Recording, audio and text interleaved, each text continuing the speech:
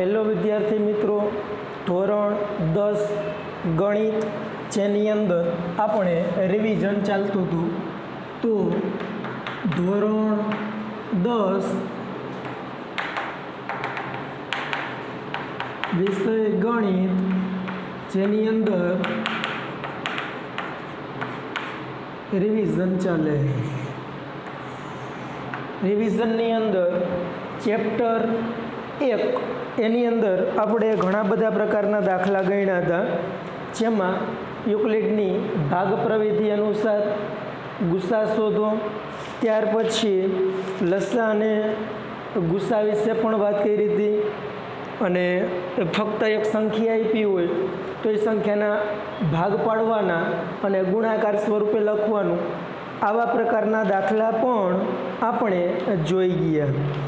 હવે એની અંદર એક એવા પ્રકારનો દાખલો આવ્યો હતો કે તમે ગુસા અથવા તો લસા બેમાંથી એક તમે જાણતા હોય.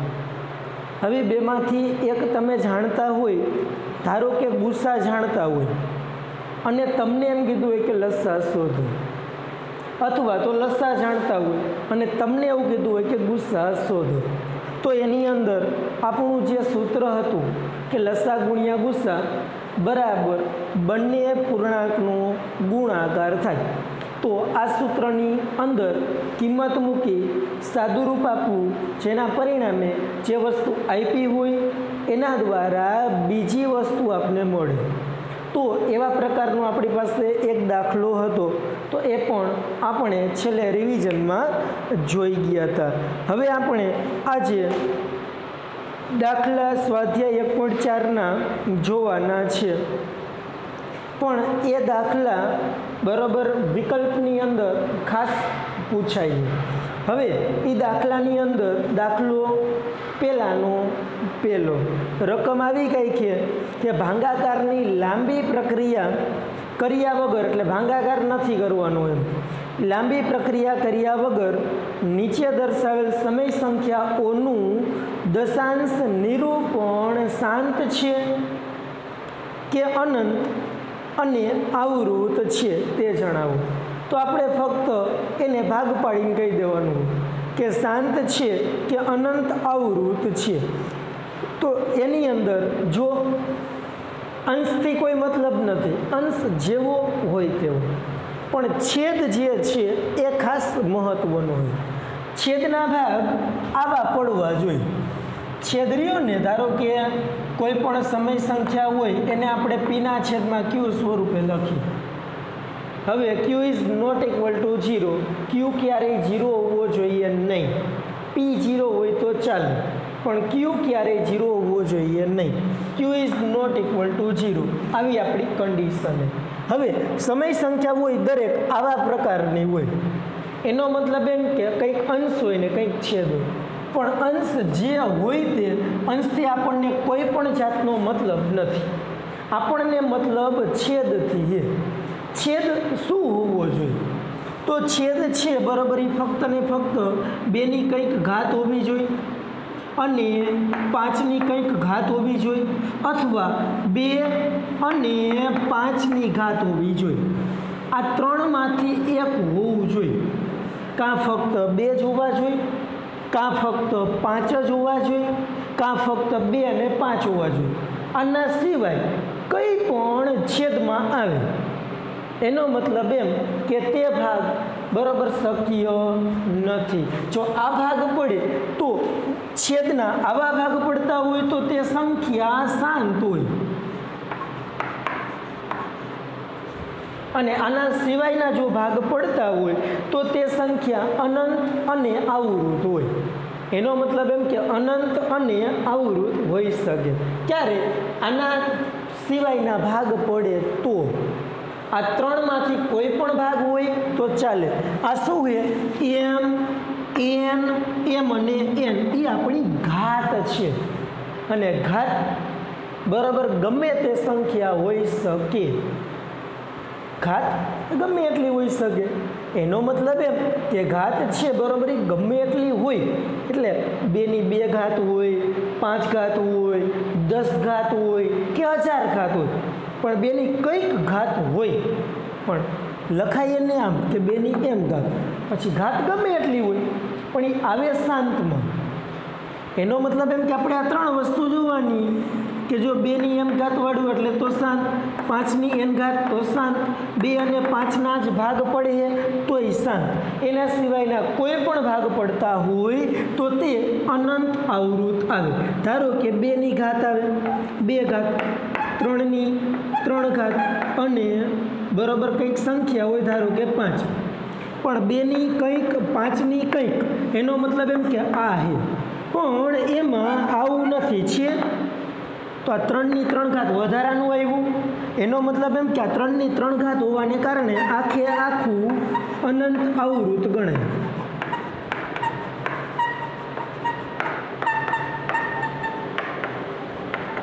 શું કામ? તો કે 3ની 3 ઘાત આમાં ક્યાંય ઉલ્લેખ છે નહીં, એટલે ભલે આ છે પણ એ એક જ હોત તો શાંતમાં આવે. કે આવી રીતે આપ્યું હોત કે 2ની 2 ઘાત અને 5, બરાબર, આનું આપ્યું હોત તો આ શાંત થાત, આ શાંત થાત. પણ ક્યાં હોવું જોઈએ? છેદમાં. આ ક્યાં હોવું જોઈએ? છેદમાં હોવું જોઈએ. અંશ ગમે એટલો હોય, અંશથી કોઈ પણ જાતનો મતલબ નથી, અંશથી આપણને કોઈ પણ મતલબ નથી, અંશ જે હોય તે, બરાબર. પણ છેદમાં શું હોવું જોઈએ? જો આવું આવ્યું તો શાંત, આ હોત તોય શાંત, આ હોત તોય શાંત. એટલે ધારો કે 2ની 4 ઘાત હોત તો શું કરે? તો કે 2ની કંઈક ઘાત એટલે શાંત હોય તો 2ની કેટલી ઘાત? 4 ઘાત, તો શેમાં આવે? શાંતમાં. 5ની કંઈક ઘાત હોત તો શું કરે? તો એ શાંતમાં, 5ની કંઈક એટલે શાંત. એનો મતલબ એમ કે આ જે છે બરોબર એ શાંતમાં આવે. કે 2ની કંઈક ઘાત હોય, 5ની કંઈક ઘાત હોય, અથવા ફક્ત 2ની જ ઘાત હોય, 5ની જ ઘાત હોય, તો એ બધા જ પ્રકારના શાંત ગણાય, બાકીના શાંત હોઈ શકે નહીં.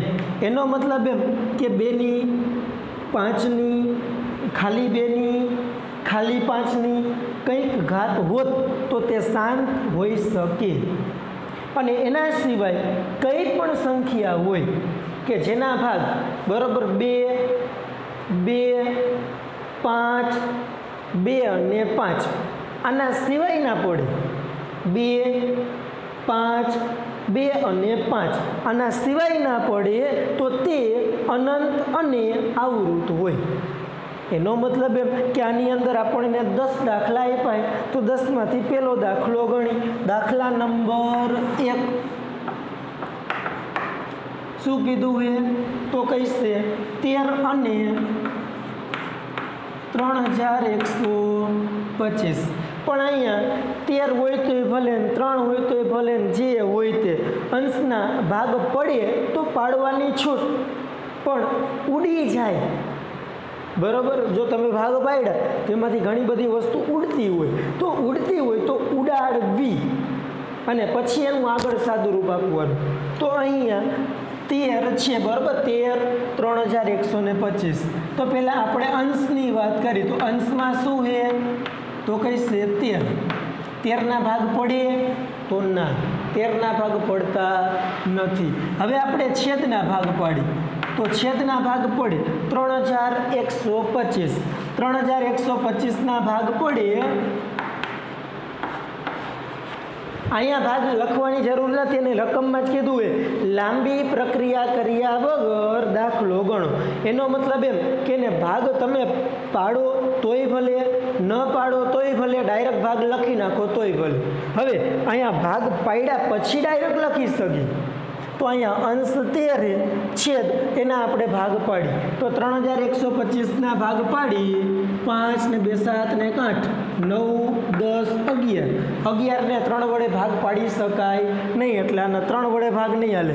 અહીંયા 5 છે તો 2 વડે ન ચાલે, પણ 5 છે એટલે 5 વડે ભાગ ચાલે. તો આના 5 વડે ભાગ પાડીએ એટલે કેટલા આવશે? તો 3125 ભાગ્યા 5, 6 પંચાને 30 એટલે 1 ઉપરથી આવ્યા 2, 5 દૂ 10, 12માંથી 10 જાય એટલે 2, ઉપરથી આવ્યા 5, 5 ગુણ્યા 5 એટલે 25, એટલે 0 0. 2 ભાગ પડ્યા, 1 625 અને બીજો પડ્યો 5. 625ના 2 ભાગ, એક 5. બરોબર, તો આપણે એના ભાગ પાડી 625 ભાગ્યા 5, એક 5 એટલે 1 2 એટલે શું થાય છે 5 દુ 10 એટલે 2 ઉપરથી 5 એટલે 5. એટલે અહીંયા આવશે આના 2 ભાગ, એક 5 અને બીજું આવશે 125. હાલો 125ના પાછા 2 ભાગ પડે, 5 અને 25, અને 25ના પાછા 2 ભાગ પડે, 5 અને 5. એટલે બધા ભાગ પડ્યા 5 5 5 5.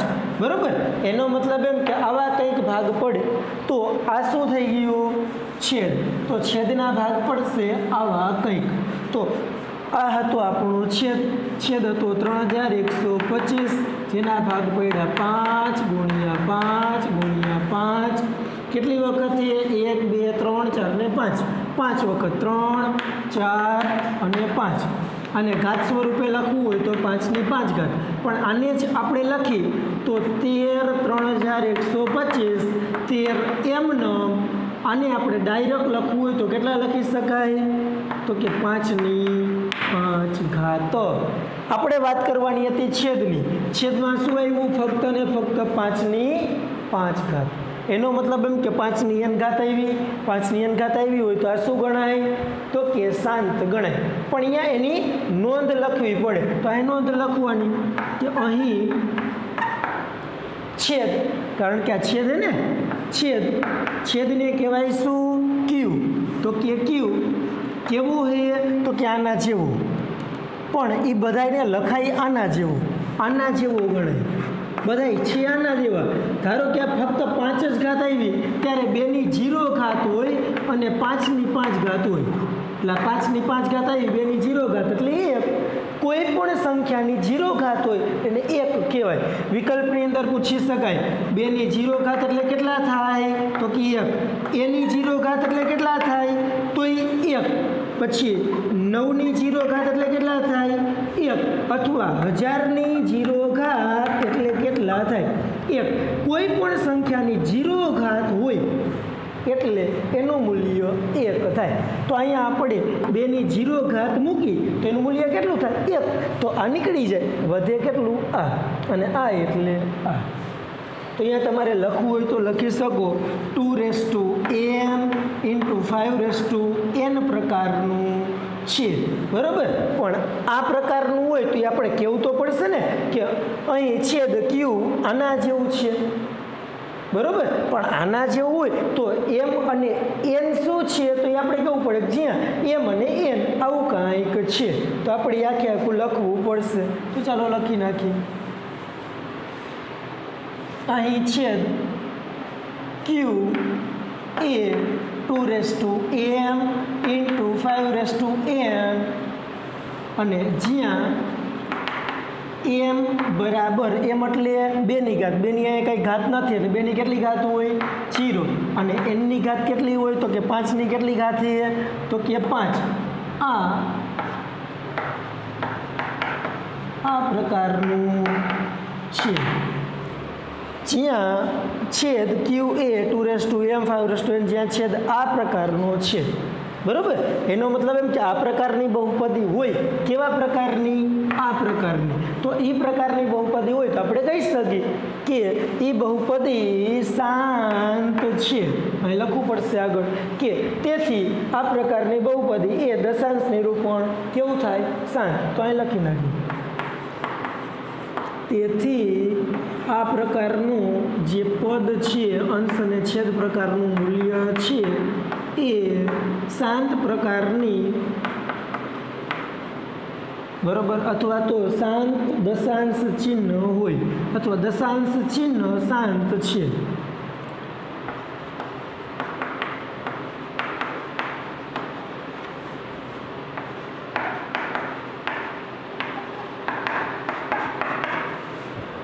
આ રીતે આખું બરાબર ફર્મો આ રીતનો છે, એટલે કે રીત આ રીતની છે.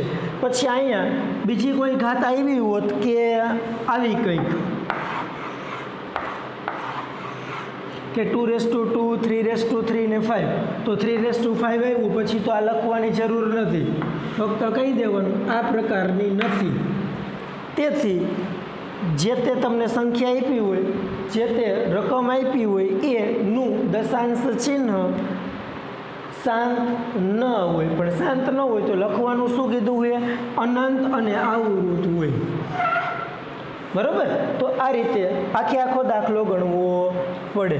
તો આ હતો દાખલા નંબર 1ની વાત. હવે આપણે કરી દાખલા નંબર 2ની વાત. તો દાખલા બીજામાં પણ કંઈક એવી જ રકમ હશે. બરાબર? તો લખી આ ના લખો તોય ચાલે, અલગથી ડાયરેક્ટ અહીંયાથી લખી નાખો, 2 લીટી લખી નાખો, દાખલો પૂરો. આટલું લખો તો જરૂરી નથી લખવું, પણ એ લખો તોય ભલે, ન લખો તોય ભલે, છેલ્લે તો આ જ છે. એના ભાગ પાડી નાખ્યા, એની કિંમત મૂકી દીધી, સાદું રૂપ આપી દીધું, પૂરું. દાખલા નંબર 2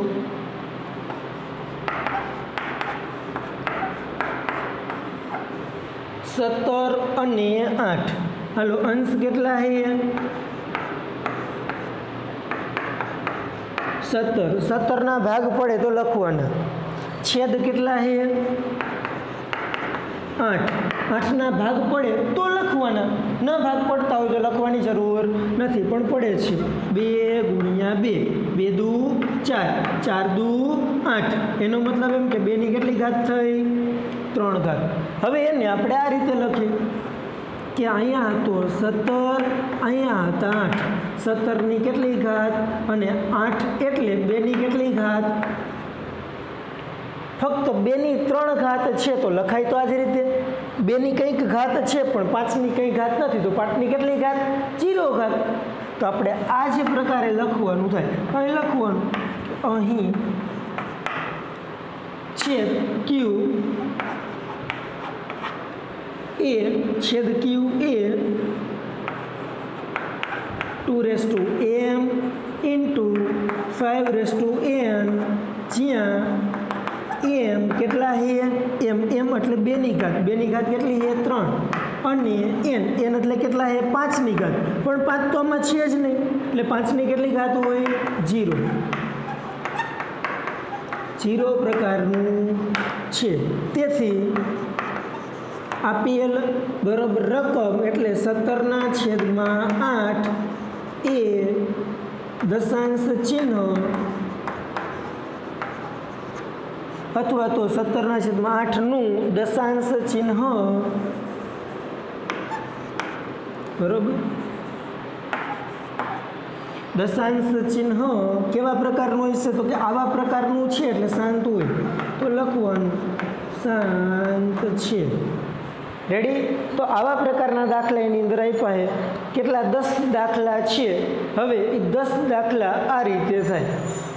પણ આપણે એકાદ દાખલો એવો જોઈએ કે જેનું દશાંશ ચિહ્ન શાંત ન હોય. તો દાખલા નંબર 3 જ આપણે ગણી. બરાબર? 3 જ દાખલો આપણે જોઈ. જો આ દાખલો આ રીતે થાય, લખવાનું આ જ રીતે, છેલ્લે નોંધ એક જુદી આવે. પણ આપણે દશાંશ ચિહ્ન શાંત કેનું હોય છે? તો કે 2ની અથવા 5ની અથવા 2ની અને 5ના બરોબર ભાગ પડતા હોય તો આ શાંત હોય. આના સિવાયના કોઈ પણ ભાગ પડતા હોય, જેની અંદર 2 અને 5 સિવાયના ભાગ હોય, 3 હોય, 7 હોય, આવા કોઈ પણ ભાગ હોય જેની અંદર 2 અને 5 સિવાયની સંખ્યા આવે, 2 અને 5 સિવાયની કોઈ પણ સંખ્યા હોય, બરોબર, તો તે શાંત ગણાય નહીં. તો આપણે એવા પ્રકારનો એકાદો દાખલો લઈ. તો દાખલા નંબર 3 જોઈએ. તો 3માં લગભગ એવું કંઈક છે, પણ જોઈ લઈ તો ખબર પડે, ગણી તો ખબર પડે, એમને ખબર પડે નહીં.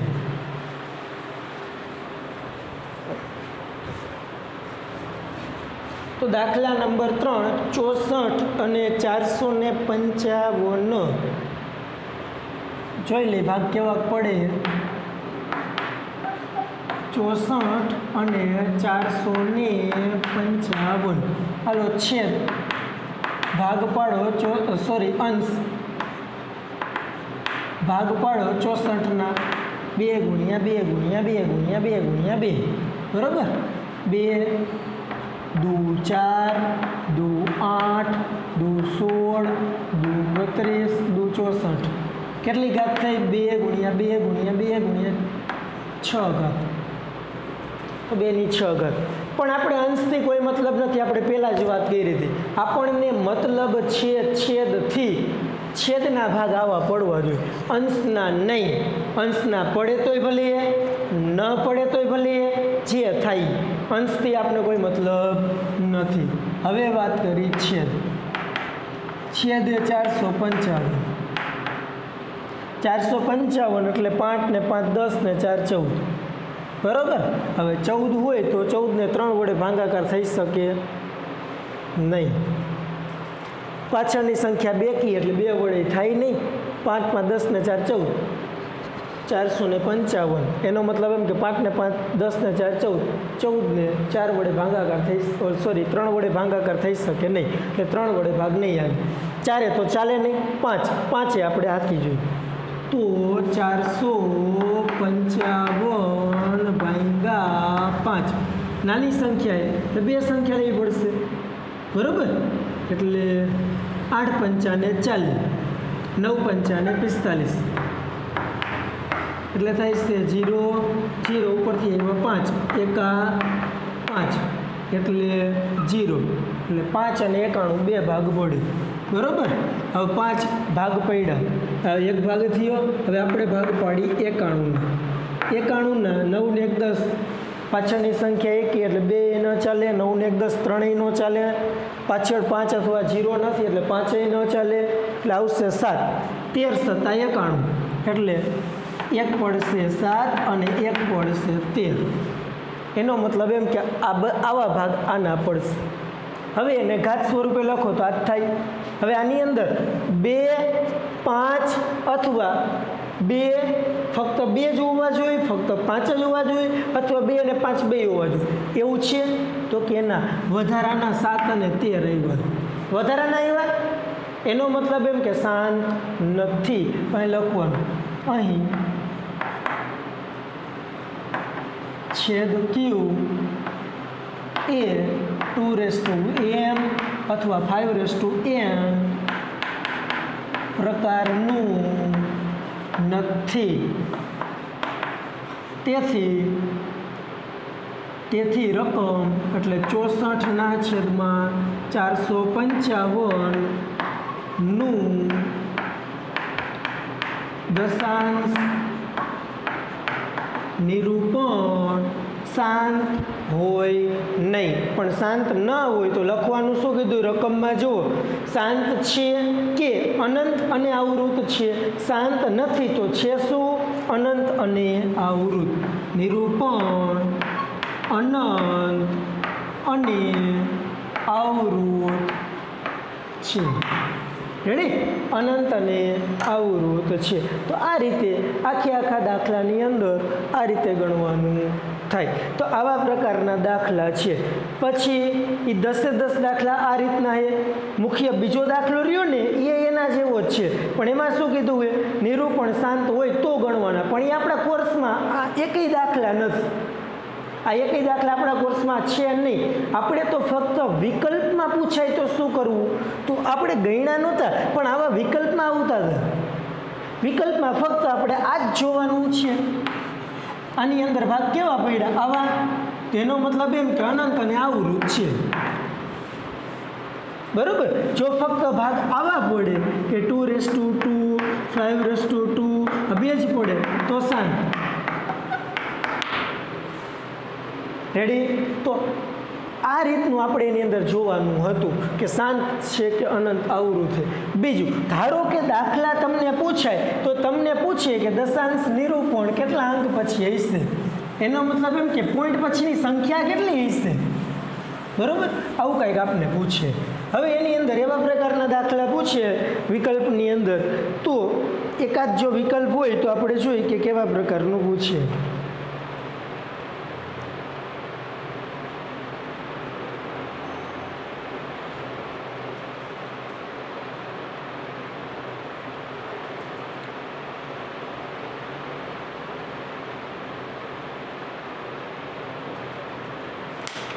કોઈ પણ રકમ આપણે આપી હોય કે આવી રીતે કે ભાઈ 13 છે અને પછી અહીંયા આપ્યું હોય કે ભાઈ 2 ની 5 ઘાત અને 5 ની 3 ઘાત, અને આપણે એમ કહીએ કે દશાંશ નિરૂપણ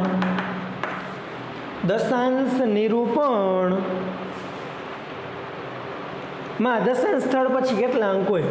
દશાંશ નિરૂપણમાં દશાંશ સ્થળ પછી કેટલા અંક હોય આવું પૂછે. એનો મતલબ એમ કે એના માટેનું એ બધું ટોપિક હતો. આ 1 માર્કની અંદર પૂછે છે. ઘણી જગ્યાએ, ઘણી બધી જગ્યાએ બરોબર આવા દાખલા પૂછાય. તો જો પૂછાઈ જાય તો આપણને આવડવું જોઈએ. તો આની અંદર ફક્ત આપણે એક જ વસ્તુ વિચારવાની કે આ બેમાંથી મોટામાં મોટી ઘાત કેટલી. પહેલાં ઉપરના ભાગ પડતા હોય તો પાડવાના, ઉડતા હોય તો ઉડાડવાના. સૌ પ્રથમ ઉપરના ભાગ પડતા હોય તો પાડવાના, ઉડતા હોય તો ઉડાડવાના. પછી વિચારવાનું કે આ બેમાંથી મોટી ઘાત કેની છે, કેટલા અંક હોય.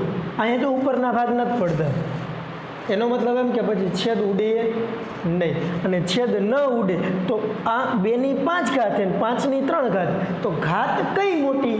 તો કે 5. જેટલી ઘાત મોટી એટલા અંક દશાંશ સ્થળ પછી હોઈ શકે. એનો મતલબ એમ કે આ રકમ પ્રમાણે દશાંશ સ્થળ પછી 5 અંક હોય. કેટલા અંક હોય? તો આની અંદર 5 અંક હોય દશાંશ સ્થળ પછી. તો આવી રીતે આપણે દાખલા પૂછીએ. રકમ ગમે તેવડી મોટી આપે, ધારો કે આવું કહીએ કે 17/2 ની 100 ઘાત અને 5 ની 4 ઘાત, બરાબર. આના ભાગ પાડવાના, ઉડે તો ઉડાડવાના, ઉડે નહીં તો શું કરવાનું? તો ફક્ત બેમાંથી જોવાનું, બેમાંથી મોટામાં મોટી ઘાત કેટલી છે? 100. તો દશાંશ સ્થળ પછી 100 અંક હોય. બેમાંથી મોટી ઘાત જોવાની, પણ ફક્ત 2 અને 5 જ હોય તો આ શક્ય છે. ધારો કે 2 અને 5 સિવાય અહીંયા 3 આવ્યા તો આનું શાંત નિરૂપણ શક્ય નથી. એટલા માટે મેં દાખલા 2 ગણાવ્યો હતો. આપણા કોર્સમાં છે નહીં, બરોબર. પણ જો અહીંયા 3 આવ્યા, 7 આવ્યા, 13 આવ્યા, 17 આવ્યા, 11 આવ્યા, આ છેદમાં આવું કંઈક આવે ને તો શક્ય નથી. તો એના માટે અનંત અને આવૃત હોય. કેવું હોય? જો આ તો હોય જ, એની સિવાય આ કંઈક આવે ભેગા. ફક્ત 2 હોય, ફક્ત 5 હોય, 2 અને 5 હોય, અને આના સિવાય ભેગા આ એકાદા હોય, આના ભેગા, તો તે આ ગણાય. ફક્ત ને ફક્ત આ જ હોય તો તે શાંત આવે. બાકી બંને ભેગા હોય તો અનંત આવૃત ગણાય. તો આપણે પ્રશ્ન એ થાય કે ઘાત ડાયરેક્ટ ક્યારે લખી શકી? તો ફક્ત આવી રીતે કંઈક આપ્યું હોત કે ફક્ત 2 ની ઘાત હોય, 5 ની ઘાત હોય, 2 ની 5 ની ઘાત, તો ડાયરેક્ટ થાય. અને પ્રશ્નની અંદર એવા જ હોય, વિકલ્પમાં એવા જ પૂછાય છે. એનો મતલબ એમ કે આવું કંઈક આવે તો થાય, બરાબર. બાકીનું કંઈ છે નહીં. બાકીની એની અંદર લગભગ મોટા ભાગનું એની અંદર આવી ગયું છે. બાકી કાંઈ જોવા જેવું લાગતું નથી. અને એની અંદર બીજું આપણે જે શીખા, બરાબર, એની અંદરથી ઘણું બધું આવી શકે, અને મોટા ભાગનું એવા જ પ્રકારનું આવે. એટલે ખાસ રિવિઝનમાં બરાબર એક વખત જોઈ લેવું કે કેવા પ્રકારનું પૂછાય છે, અને જેવું પૂછાતું હોય આની તૈયારી વધારે કરવી. ત્યાર પછી આપણે વાત કરી તો બહુપદી. હવે બહુપદીની વાત કરતા હોય તો પહેલી વસ્તુ એ કે બહુપદી કહેવાય કેને? તો આપણે કીધું હતું કે ભાઈ બહુપદી કેને કહેવાય? તો ઝાઝા બધા પદ જેવું હોય તો એને બહુપદી કહેવાય. પદ ઝાઝા હોય. હવે પદ ઝાઝા હોય પણ એ પદ બનેલા શેનેથી હોય? તો કે સંખ્યા હોય, બરાબર. એની અંદર ABCDના અક્ષર હોય, આવા બધા એની અંદરથી એની અલગ અલગ ઘાત હોય, એ અલગ અલગ હોય. તો આવા બધાનો ઉપયોગ થઈ અને બહુપદી બનેલી હોય. બહુપદી છે બરોબર એ એક પદવાળી પણ હોય, બે પદવાળી પણ હોય, ત્રણ પદવાળી એટલે પદ ઉપર આધાર રાખતી હોય. તો એક પદી, દ્વિપદી, ત્રિપદી આ રીતે પદ હોય તો બરોબર પદ ઉપર પણ ડિપેન્ડ રાખે. અને ઘાત ઉપર ડિપેન્ડ રાખતી હોય તો એક ઘાતવાળી, દ્વિઘાતવાળી, ત્રણ ઘાતવાળી, ચાર ઘાતવાળી, તો એ ઘાત ઉપર પણ ડિપેન્ડ રાખે. તો બહુપદી બે ટાઈપની હોય, એક પદ પ્રકારની હોય અને એક ઘાત પ્રકારની હોય. બરાબર. હવે બહુપદી છે એની અંદર એક કરતાં વધારે પદ આવેલા હોય. ટૂંકમાં બે પદ હોય તો દ્વિપદી કહેવાય, પણ એની અંદર ટૂંકમાં વધારે પદ આવેલા હોય એના માટે શબ્દ વપરાય બહુપદી.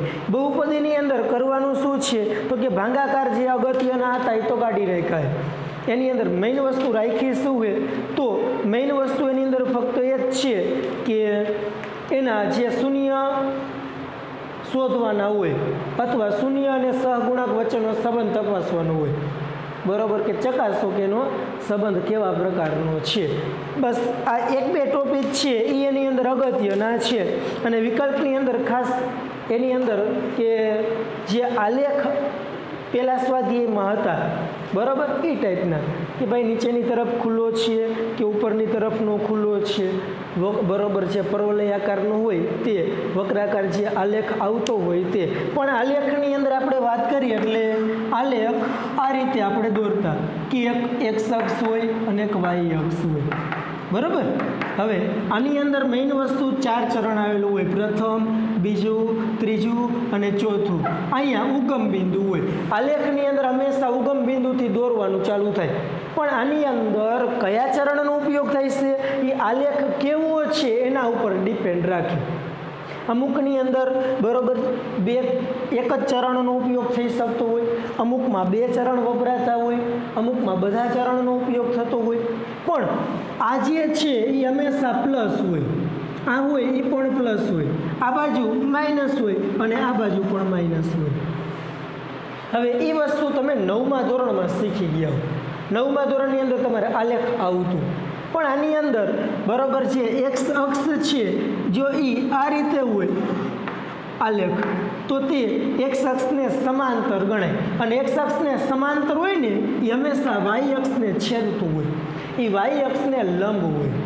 તો વાય અક્ષને લંબ હોય, જો વાય અક્ષ આ તો વાય અક્ષ સાથે 90નો ખૂણો બનાવતું હોય તો જ તે એક્સ અક્ષને સમાંતર હોય. તો એક્સ અક્ષને સમાંતર હોય તે વાય અક્ષને લંબ હોય, અને વાય અક્ષને સમાંતર હોય તે એક્સ અક્ષને લંબ હોય. તો એમ કહીએ બરાબર કે આ વાય અક્ષને લંબ છે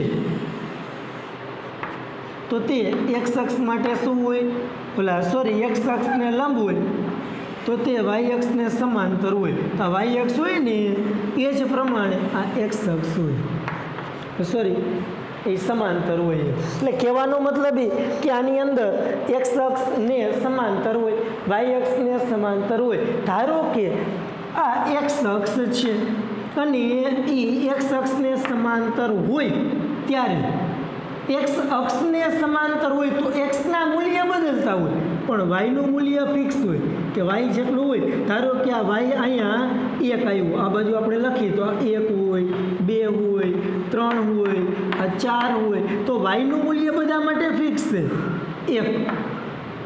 બરાબર, વાય અહીંયા બધા માટે ફિક્સ છે 1, પણ એક્સનું મૂલ્ય બધા માટે બદલતું હોય.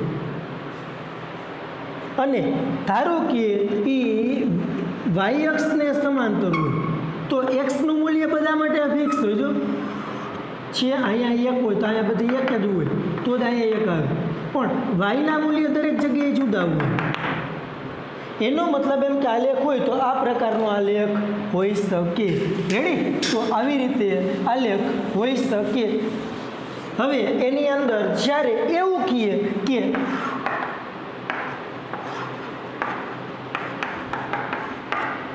x0 એક્સનું મૂલ્ય કંઈક આપ્યું હોય y0 હોય તો આ બિંદુ ક્યાં આવેલું હોય તો કે y આમ 0 હોય અને એક્સ અક્ષનું કંઈક યામ આપેલું હોય એટલે એક્સ અક્ષ ઉપર હોય.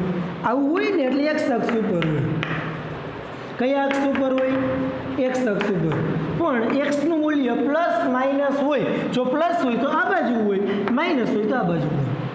એ જ રીતે જો 0 વાય હોય તો એ વાય અક્ષ ઉપર હોય 0 વાય એક્સનું મૂલ્ય 0 વાયનું કંઈક હોય એટલે વાય અક્ષ ઉપર હોય એનો મતલબ એમ કે આવા જો કોઈ બિંદુ આપને આપેલા હોય તો તે અક્ષ ઉપર હોય જો x 0 હોય તો x અક્ષ ઉપર હોય y 0 હોય બરાબર એટલે કે 0 y હોય તો y અક્ષ ઉપર હોય તો આવું પણ આપને મળી શકે બીજું તમને કોઈ પણ બહુપદી આપી હોય બરાબર કોઈ પણ બહુપદી આપી હોય x વર્ગ વત્તા x વત્તા 1 હવે આના શૂન્ય તમને ગોતવાના કીએ એટલે શું કરી આની અંદર ભાગ પાડીને આમ તેમ વસ્તુ ગોતી બરાબર અથવા એના ભાગ પાડીને તમે સાદું રૂપ આપો સાદું રૂપ આપો એટલે એની અંદરથી કોઈ એકાદ વસ્તુને કરતાં હોય હવે એકાદ વસ્તુને તમે કરતાં બનાવી અને સાદું રૂપ આપો એટલે કંઈક આની અંદર તમને એક્સના મૂલ્ય મળે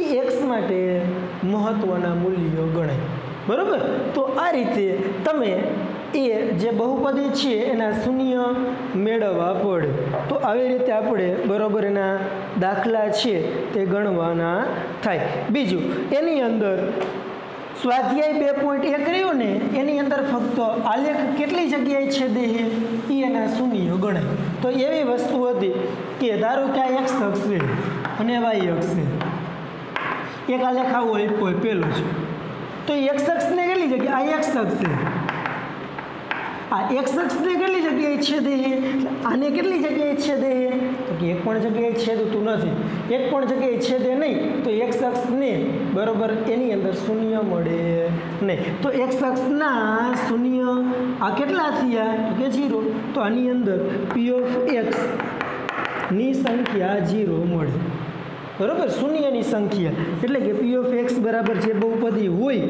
એના શૂન્ય એટલે શૂન્યની સંખ્યા 0 મળે પી ઓફ એક્સ બરાબર કંઈ બહુપદી હોય એનો આલેખ આવો મેળવું હોય ને તો પી ઓફ એક્સ બરાબર જે બહુપદી હોય તે નો શૂન્ય શૂન્ય શૂન્ય શૂન્ય શૂન્ય શૂન્ય 0 મળે શૂન્ય મળે નહીં રેડી ધારો કે એ જ અહીંયા આવી રીતે છેદતું હોત તો એક્સ અક્ષને કેટલી જગ્યાએ છેદે છે એક્સ અક્ષને જોવાનું એક જગ્યાએ તો આ જે પણ બહુપદીનો આલેખ છે એ બહુપદીના શૂન્ય 1 ગણાય આ જે બહુપદીનો આલેખ છે એના શૂન્ય કેટલા તો એના શૂન્ય 0 આ જે બહુપદીનો આલેખ છે એના શૂન્યની સંખ્યા કેટલી 1 ધારો કે આવો આલેખ હોત કે અહીંયાથી આમ થાય છે અહીંયાથી આમ છે અહીંયાથી આમ છે બરાબર તો આવી રીતનું આલેખ હોત તો અહીંયા 1 અહીંયા 2 અહીંયા 3 એક્સ અક્ષને કેટલી જગ્યાએ છેદે છે 3 જગ્યાએ વાય અક્ષને જોવાનું નથી એક્સ અક્ષને કેટલી જગ્યાએ છેદે તો કે 3 જગ્યાએ તો આ જે બહુપદી છે એના શૂન્ય કેટલા 3 જે બહુપદી જે હોય એના શૂન્ય 3 બરાબર એટલે કહેવાનો મતલબ પણ એના આલેખ મળે કેવી રીતે તો કે જો એક્સ વાળી જો બહુપદી હોય એક ઘાતવાળી બહુપદી હોય એના મોટા ભાગના શૂન્ય મોટા ભાગની વાત કરી પરફેક્ટ નહીં મોટા ભાગના શૂન્ય 1 જ હોય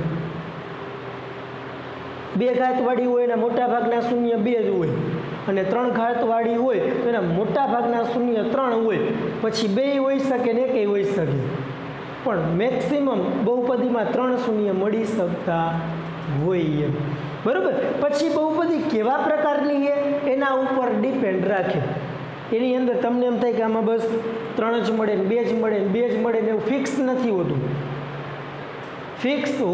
નથી ક્યારેક બરાબર એક જ એની અંદર શૂન્ય મળતો હોય અને ક્યારેક એકેય શૂન્ય નહીં મળતા હોય એટલે કહેવાનો મતલબ એ કે શૂન્ય કેટલા મળે એક્સ અક્ષને જેટલા છેદે ને એટલા શૂન્ય મળે તો આ તું સ્વાધ્યાય 2.1ની વાત બરાબર સ્વાધ્યાય 2.1ની વાત હતી અહીંયા સુધી રાખી અહીંયાથી આપણે કાલે ચર્ચા કરીશું.